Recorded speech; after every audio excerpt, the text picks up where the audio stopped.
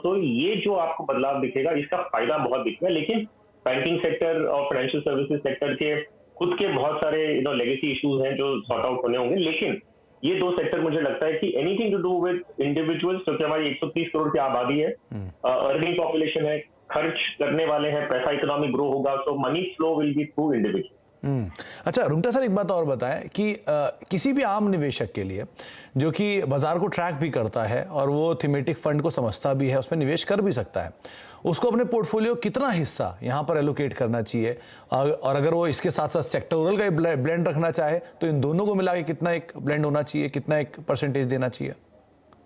Okay, सो हम बात कर रहे हैं specifically informed investor, educated investor के बारे में। ओके, सो आप अगर सुमित चाहें तो आप अपना पूरा पोर्टफोलियो ही अलग अलग 3-4 सेक्टर्स का बना सकते हैं। एक डाइवर्सिफाइड स्कीम क्या होती है, वो 4, 5, 6 सेक्टर्स में उन्होंने डिवाइड करके रखते हैं और एक पोर्टफोलियो बनाते हैं। आप अगर एक नॉलेजेबल इन्वेस्टर हैं तो क्यों नहीं आप 3 या 4 सेक्टर्स ही लेके अपना पोर्टफोलियो बना लें।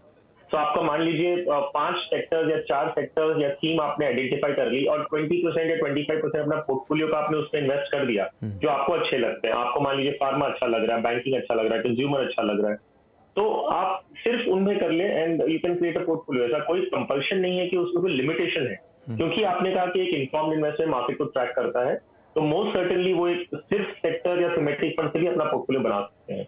ओके, चलिए अब सवाल जवाब का सिलसिला शुरू करते हैं और हमारे कुछ दर्शकों के सवाल हमारे पास आए हैं, उनसे भी हम बातचीत करते हैं, उनके सवालों को भी शामिल करते हैं। पहले दर्शक हमारे साथ मौजूद हैं, प्रद्युमन है, बातचीत करने के लिए। प्रद्युमन साहब नमस्कार, सवाल पूछिए अपना। नमस्कार। नमस्कार सर जी, मेरा सवाल है, मेरा अभी 6 म्यूचुअल फंड मेरा कंटिन्यू चल रहा है।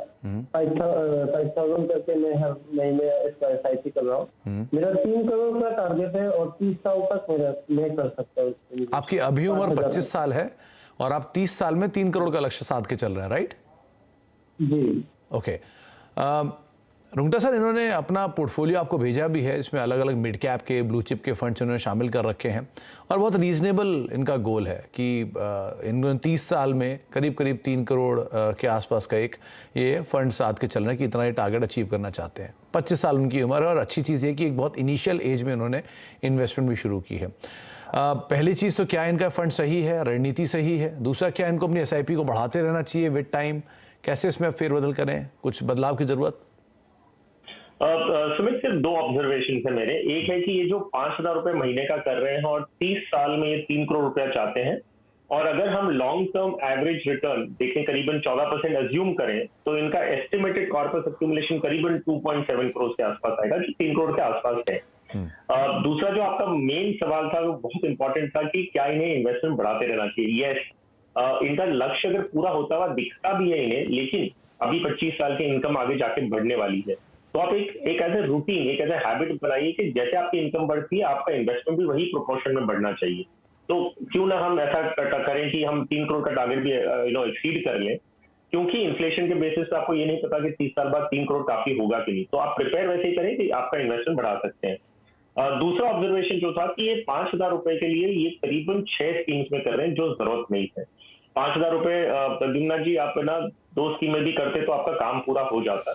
6 स्कीम अननेसेसरी एक एडमिनिस्ट्रेटिव बर्डन आपके ऊपर डाल देगी, आपको उतनी ही KYC, उतनी बहुत सारी चीजें आपको अपडेट करती रहनी पड़ेगी। बट नेवरदलेस थोड़ा पोर्टफोलियो आप कंसोलिडेट कर सकते हैं।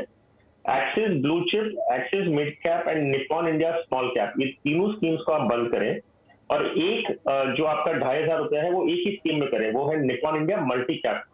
तो ये एक मल्टी कैप फंड में ही आपको large, mid and small cap तीनों का एक्सपोजर मिल जाएगा, तो आपकी ये थोड़ा बहुत कंसोलिडेशन हो सकता है। बाकी सीन्स ठीक है और वो आप कंटिन्यू कर सकते हैं। अच्छा रुंगटा सर, एक बात बताएं, अक्सर लोग पूछते भी हैं, ये हमारे केस में स्टॉक्स को लेकर होता है और आपके केस में शायद म्यूचुअल फंड्स को लेकर होगा, कि कितने म्यूचुअल फंड एक आइडल पोर्टफोलियो में होने चाहिए? मतलब मेरा तो एक ही जवाब होता है, जितना आप संभाल पाएं। आप क्या कहना चाहेंगे इस पर, क्या टिप्पणी करना चाहेंगे?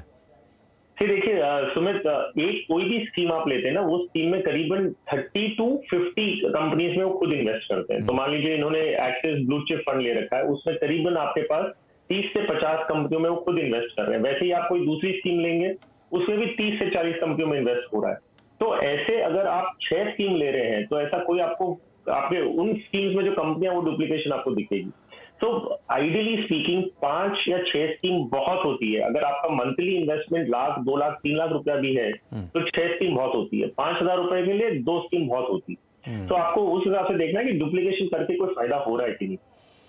सही चुने, ज़्यादा चुनने की बजाय बिल्कुल सही चुनाव होना चाहिए, वो ज़्यादा ज़रूरी है।